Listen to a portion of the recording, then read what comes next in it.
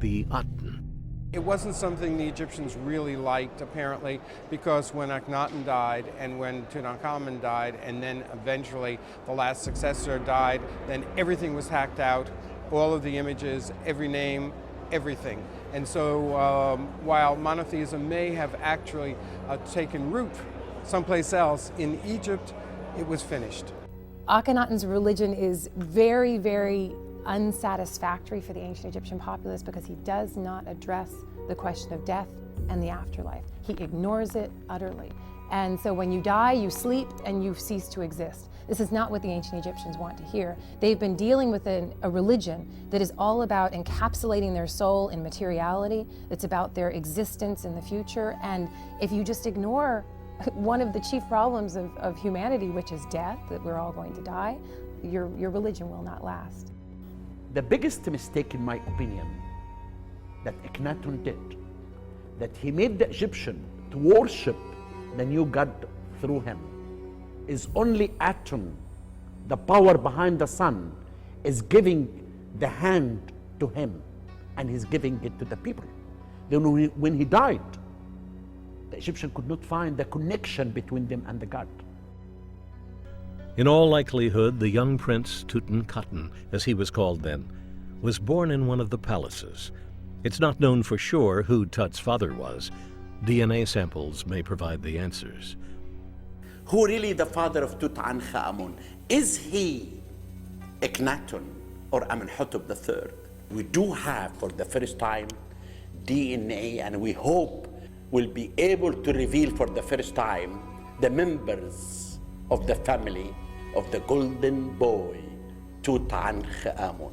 Kia, a secondary wife of Akhenaten, perhaps his mother, died in childbirth. As documented on the walls of her tomb at Saqqara, Maya, a wet nurse, would raise him. Since Egyptians rarely depicted princes, we really know little of his early years. Tutankhamun eventually succeeded Akhenaten at about 9 years old, inheriting an empire in disarray. Soon, Tutankhamun embraced the gods of his forefathers, even having himself depicted in their image. He then changed his name to Tutankhamun to honor the former national god of Egypt, Amun. The boy king would never reach his goals of completely restoring the traditional beliefs, for he died unexpectedly at about 19 years of age. Why did he die? Was it a sudden illness, an accident, or was it murder? It's hard to know exactly what caused Tutankhamun's death, but recent CAT scans that were done by the National Geographic Society have proven beyond a shadow of a doubt that the damage to the back of his skull was not because of an attempted murder, and it seems to have been a post-mortem event. So did he die from another cause? It's hard to say. There is a possibility that there was a wound on his leg which did not heal correctly, and he may have died of blood poisoning.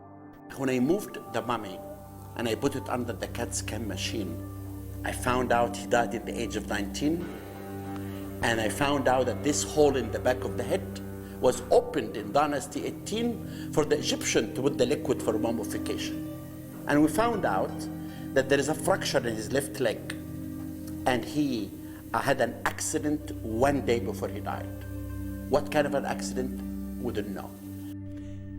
Tutankhamun was probably too young for his tomb to have been completed, so preparers had to make alternative plans for his burial during the 70-day period they had while mummification was taking place. One of the first steps in preparing Tutankhamun's body for burial would have been removing his inner organs and preserving the lungs, liver, stomach, and intestines. Each had its own container. This solid gold coffinette is inlaid with carnelian and colored glass. It portrays the king as Osiris, with his arms crossed over his chest and holding the royal insignia of the crook and flail. Each organ was guarded by a different god. All four were the sons of Horus. This coffinette held the pharaoh's stomach. A small tomb, never meant to be a royal burial, was finally readied for the king. with one of the 4 small chambers decorated as a burial chamber. This chamber would be stocked with treasures beyond belief, and it remained hidden until early in the 20th century. When we come back, more from our story, and a preview of some of the many treasures that will be on display in a brand new exhibition that will make its North American debut at the Atlanta Civic Center this fall.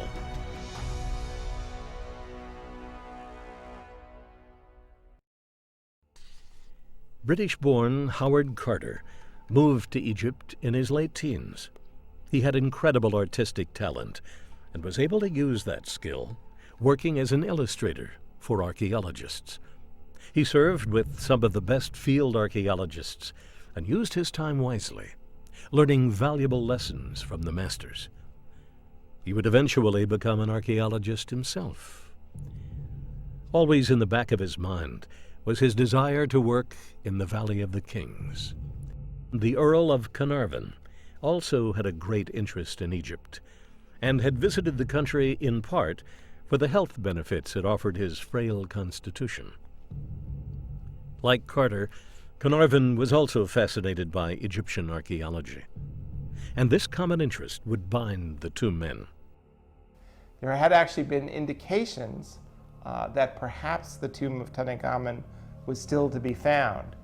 An embalming cache, that is, fragments left over from making the mummy and the funeral feast, had been discovered by an earlier excavator, Theodore Davis, who mistakenly thought that was all that was left of Tutankhamun's tomb. But in fact, it indicated that there was a tomb possibly still nearby. Despite the warnings of wasted time and the conclusions of a few colleagues who had declared that nothing of value was left to be found in the valley, Howard Carter and Lord Carnarvon took their opportunity to start excavating. Carter knew that a few artifacts found in the valley bore the name of Tutankhamun. He pinpointed each of their find spots and circumscribed the area. Carter painstakingly excavated the area he had outlined, but season after season brought no success. Finds were meager, and to make matters worse, the work faced interruption due to the outbreak of World War I. After the war, Carter and Carnarvon resumed their excavations, but success still eluded them. The excavation in the Valley of the Kings is always interesting, and many people came here and they made all these discoveries. But Howard Carter, in my opinion, was a unique man. He was working in the Valley of the Kings. You know, he did major important things. In the tunnel of City, he is the one who restored this beginning of the tunnel.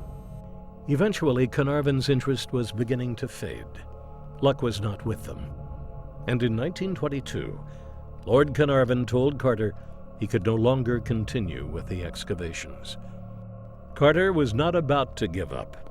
He immediately traveled back to England to meet with Carnarvon. Carter and Carnarvon sat down, and Carnarvon, who had gone to Egypt because he was in ill health, who had gone to Egypt because he couldn't stand the cold English winters, and wanted to entertain himself, and so started to fund a dig, and it got out of control. And by this season, before the 1922 season, he was going to pull the